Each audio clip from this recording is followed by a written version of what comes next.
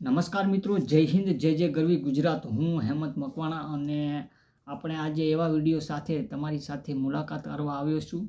અને પહેલાં જ મેં રીલ્સની વાત કરી અને તમને કીધું હતું કે ભાઈ જ્યારે ડિજિટલ ગુજરાત રાજ્ય દ્વારા સરકાર દ્વારા જે શિષ્યવૃત્તિ જે છે આપવામાં આવે છે, બરાબર છે, તેના વિશે મેં નાનો એવો વિડીયો બનાવ્યો હતો અને માહિતી પણ થોડી ઘણી આપી હતી. પરંતુ આજ શું ડોક્યુમેન્ટ જોશે, કયા લોકો એનો ફોર્મ ભરી શકશે મિત્રો, કયા કયા કોર્સની અંદર છે ત્યાં વિદ્યાર્થીઓ છે તે ડિજિટલ ગુજરાત શિષ્યવૃત્તિના ફોર્મ છે તે ભરી શકશે મિત્રો. આખા વિડીયોની અંદર આજે આપણે આ તમામ A to Z માહિતી તમને આ વિડીયોની અંદર હું આપવા જઈ રહ્યો છું મિત્રો.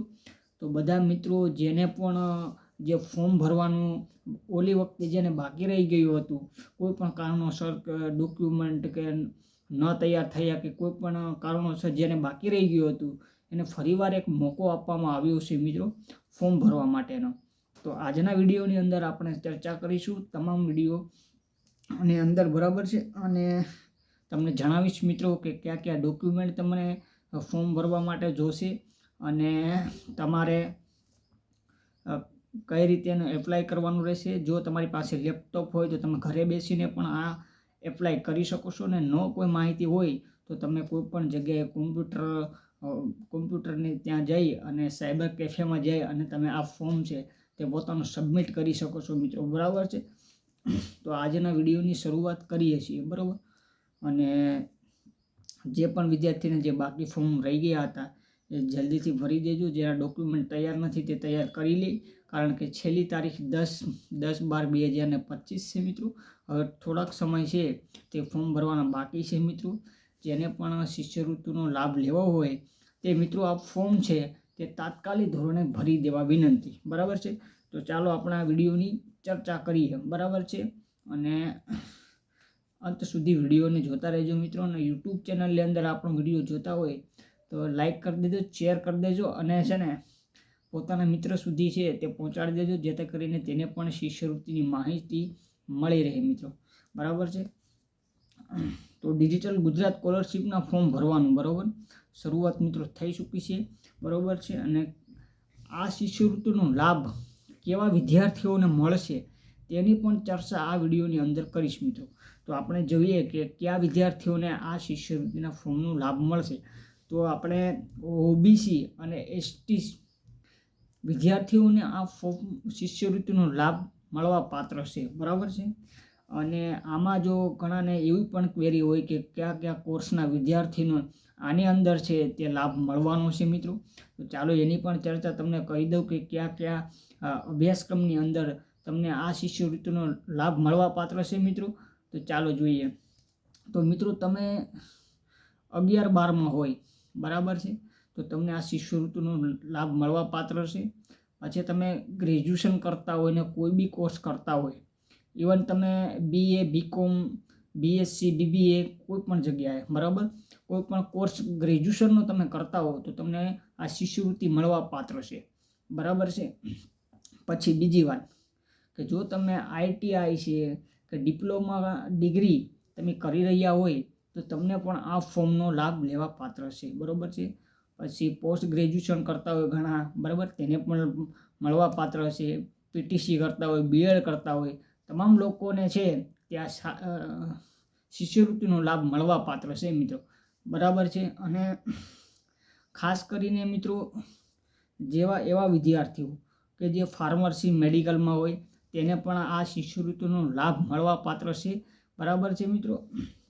અને હવે આપણે વાત કરીશું ડોક્યુમેન્ટની કે આમાં કયા કયા ડોક્યુમેન્ટ જોશે, બરાબર, અને કયા કયા ડોક્યુમેન્ટ છે તે આપણી પાસે હોવા જરૂરી છે મિત્રો, જેથી કરીને આપણે ફોર્મ છે તે જલ્દીથી ભરી દઈએ મિત્રો. તો આ જે વિડીયો છે તમે ધ્યાનથી સાંભળજો, જેના કારણે તમને માહિતી મળી રહેશે, બરાબર છે.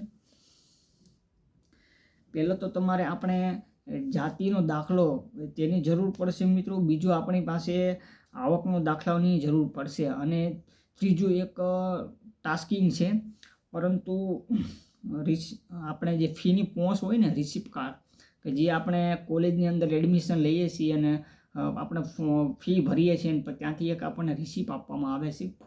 ફીની પોઈન્ટ આપણે કહીએ છીએ દેશી ભાષામાં.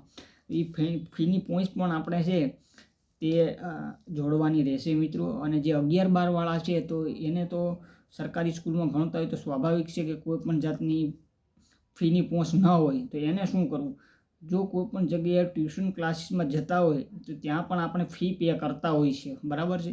તો એ ફીની પહોંચ પણ તમે આની અંદર છે તે જોડી શકો છો મિત્રો, બરાબર છે.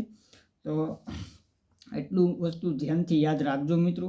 આવકનો દાખલો, જાતિનો દાખલો, બરાબર છે, ફીની પોઈન્ટ, પછી આધાર કાર્ડ, લિવિંગ સર્ટી, બેંક પાસબુકની એક ઝેરોક્સ જોશે, બરાબર છે, પાસપોર્ટ સાઇઝના ફોટા જોશે, બરાબર છે.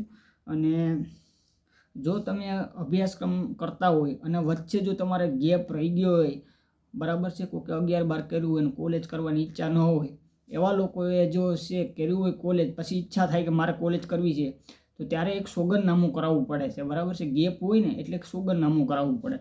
તો આપણે એ સોગંદનામુંનો પણ આમાં ઉમેરો કરવાનો છે ડોક્યુમેન્ટની અંદર, બરાબર છે. અને 10થી લઈ, તમે ધોરણ 10થી લઈ અને હાલ તમે કોઈ પણ કોર્સ કરતા હોય, ધારો કે કોઈ ગ્રેજ્યુએશનમાં છે, બરાબર છે, કોઈ પોસ્ટ ગ્રેજ્યુએશન કરે છે, તો એ તમામ માર્કશીટની જરૂર અહીંયા પડશે મિત્રો, બરાબર છે.